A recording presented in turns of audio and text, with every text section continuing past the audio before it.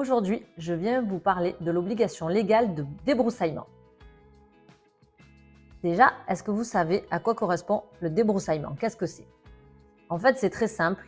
C'est réduire la végétation autour de votre habitation, donc les herbes, les arbres, ce genre de choses. Est-ce que tout le monde est concerné? Non, bien sûr que non. Il faut habiter à moins de 200 mètres d'une forêt, d'une pinède ou d'un maquis.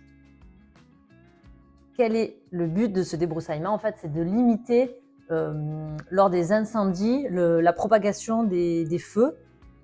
Si on débroussaille bien, eh ben, le feu a moins de chances et moins rapidement d'aller se propager un peu partout.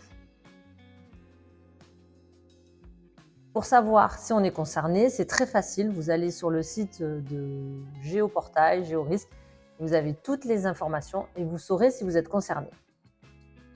Par contre, depuis le 1er janvier 2025, qu'est-ce qui change vis-à-vis des vendeurs et des acquéreurs? C'est qu'en fait, vous avez maintenant une obligation légale de prévenir le futur acquéreur que vous êtes dans une zone où le débroussaillement est obligatoire.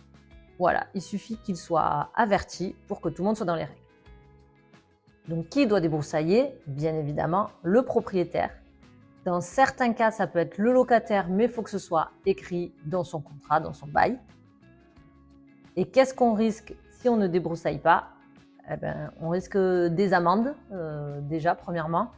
Et deuxièmement, je pense qu'en cas d'incendie, on rigolera moins. Voilà, donc si vous voulez plus d'infos, n'hésitez pas à me contacter.